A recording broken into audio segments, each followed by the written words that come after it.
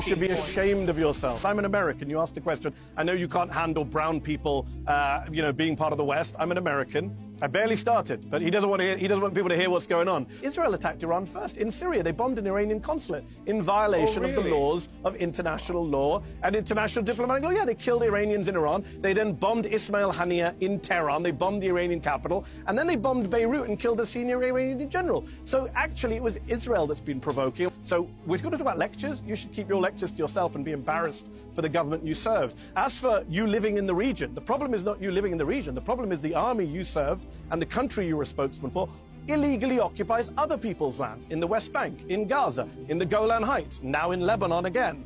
You are the country that is illegally occupying other people's lands. It's not about you living in your homes, it's about you taking other people's homes. It's about Israel now aiming to annex Gaza, according to Haaretz this week, that Netanyahu no longer has any interest in saving the hostages, as he never did, and is eyeing annexation of Gaza, to quote the Israeli newspaper Haaretz. I'm not sure how Jonathan still comes on these shows and defends that kind of barbarism and open war crimes. I'm not sure how Jonathan sleeps at night watching people burn to death thanks to the military that he served and is now being investigated both at the International Court of Justice and the International Criminal Court. That is what you stand for. You serve the IDF, the Israeli military, which, as I say, is being investigated at the ICJ, and the ICC. You serve a military that has been credibly accused by the United Nations just last week, by Israeli media, which showed videos of mass rape of Palestinian detainees.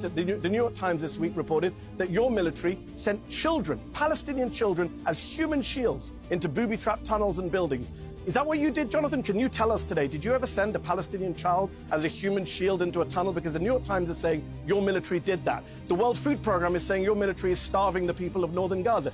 Did you starve people when you were in the military, Jonathan? What do you stand for? Starvation? Mass rape? Ethnic cleansing? Genocide? Every human rights group in the world says your military is an abuser of human rights. I don't know how many human rights you yourself have personally abused. I don't know if you turned a blind eye to rape on your custody. I don't know if you killed children at at point-blank range like Israeli snipers did to people carrying white flags. You can tell us today how many people you've killed or how many people you've tortured. I'll be all day. Listen. But the issue is you're bombing areas of tents and hospitals. You've bombed refugee camps, as Piers pointed out. You've bombed schools, as I've pointed out, and you've dodged. You bombed a Lebanese Christian town and killed 23 people from one family, including 2 babies. You've bombed UN peacekeeping soldiers from Ireland and Italy, who are not Hamas or Hezbollah either. Israel is bombing people deliberately.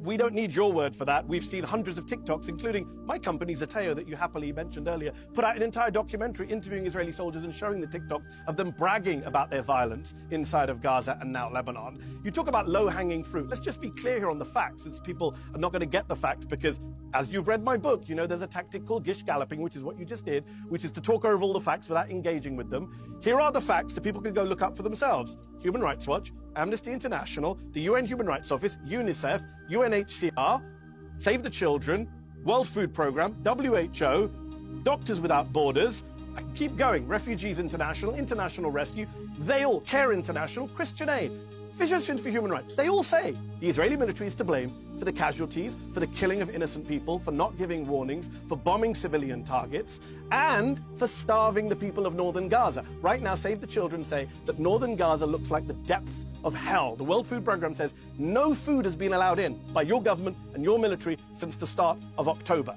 And by the way, one last point. You mentioned, oh, maybe 10 soldiers did this, 10 soldiers did that.